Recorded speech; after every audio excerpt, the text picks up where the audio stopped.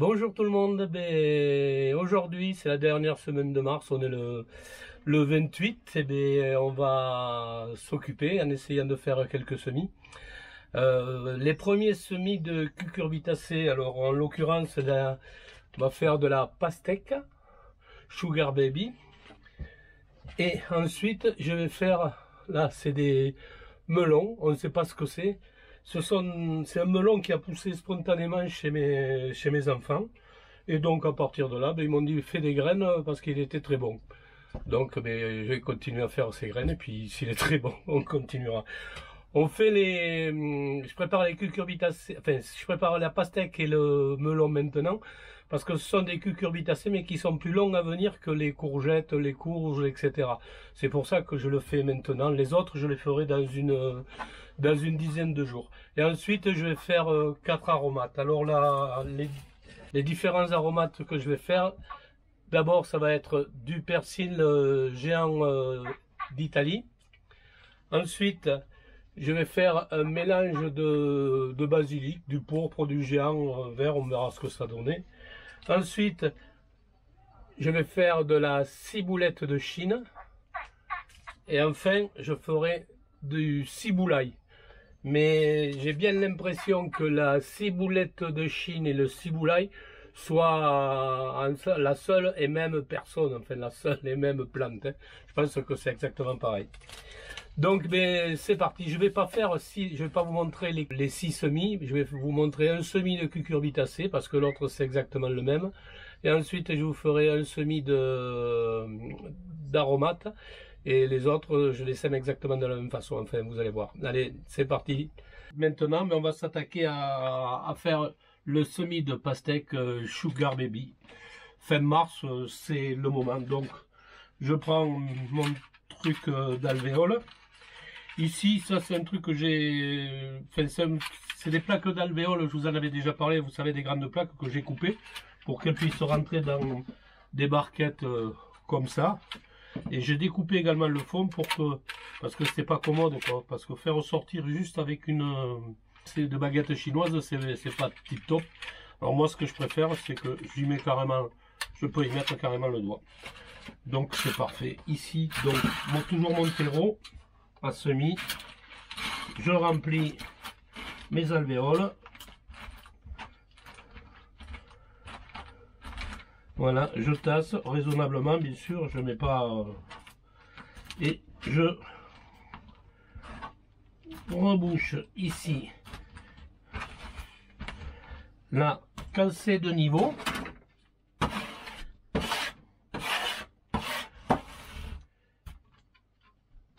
ici, je tasse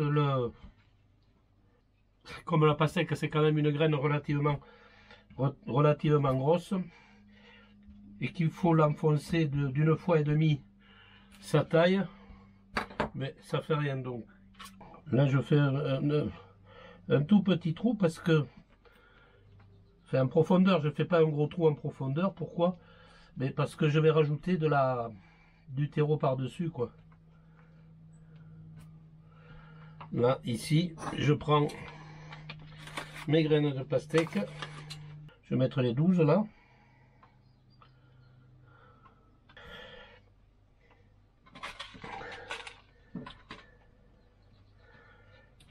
Là, voilà. Donc les graines sont mises par-dessus.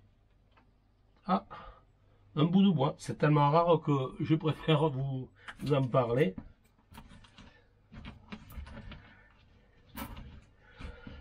Ici.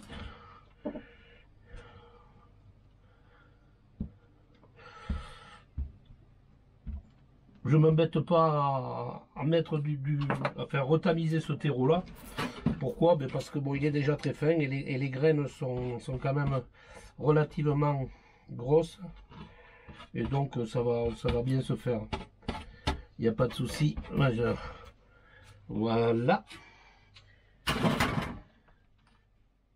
Ici, quand ceci est fait,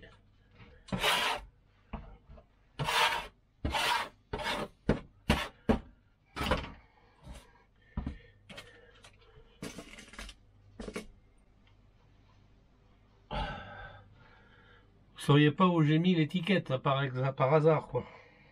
Bien sûr, elle est par terre là. La voilà.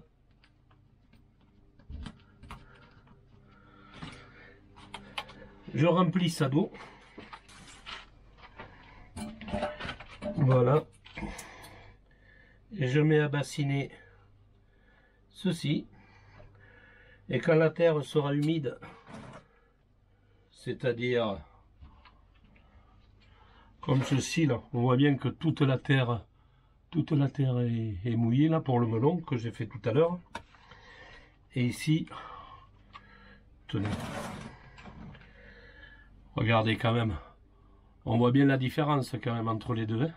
Donc ici, l'eau par capillarité est bien remontée, et ici, l'eau commence juste, donc on va attendre que ça devienne comme ceci avant de quoi faire. Quand c'est comme ça, j'égoutte tout ça, c'est-à-dire je viens de vider l'eau, là qu'il n'y a plus d'eau ici à l'intérieur, je remets ça et je vais mettre ça dans ma serre à semis à l'intérieur qui est froide. C'est pas la peine de le mettre dans une, parce qu'il fait quand même 16 ou 17 degrés, donc c'est quand même suffisamment chaud pour que ça lève. Je vais planter maintenant du basilic, de la ciboulette, de ciboulaille. C'est comme de la ciboulette mais qui a un petit goût d'ail, et de la ciboulette de Chine. Et je pense que c'est un peu la même chose, et également du persil. Alors pour ce faire, qu'est-ce que je fais? Je mets 3 pots de chaque. Alors qu'est-ce que j'ai fait pour économiser le terreau? Vous voyez, j'ai rempli avec ma terre du jardin mélangée avec mon coco lyophilisé, mélangé à moitié-moitié. Je l'ai rempli à ras-bord mais sans tasser. Ce que je fais donc maintenant, je tasse le pot, vous voyez. Alors le pot, il est, pour économiser, le pot il est là, et quand je tasse, toc, je descends bien donc il me reste plus qu'un tiers, quoi. Là-dedans, ici, si on regarde, pof, je descends d'un tiers, là je descends d'un tiers, et là je descends d'un tiers, voilà. Donc maintenant, ce que je vais faire, une fois que j'ai tassé ceci, ce que je vais faire, je vais remplir avec mon terreau à semis. Comme j'ai planté le basilic, et je plante le persil de la même façon. Donc comme je vous ai dit, j'ai rempli ce pot à ras-bord que j'ai tassé donc avec ceci. Ensuite, j'ai rajouté mon terreau à semis ici que j'ai tassé. Là, ce que je fais, je rajoute, là je mets les graines de persil.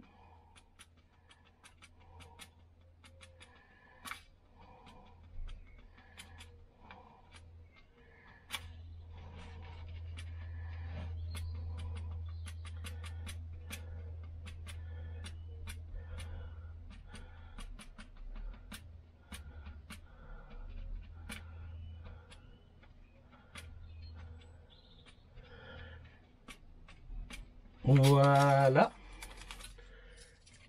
Quand j'ai mis mes graines de persil, maintenant, j'utilise donc je prends mon panier à frites. Je mets mon terreau à semis qui est déjà très fin, mais que je tamise encore plus pour pouvoir recouvrir juste les graines là, pour qu'on ne les voit plus. Donc là voilà, ça va être fini.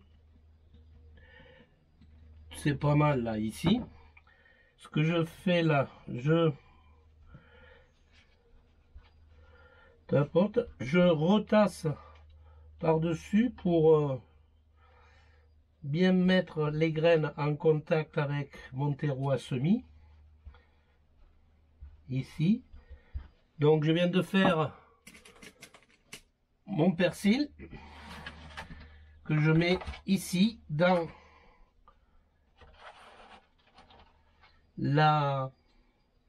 mon support d'alvéole ici.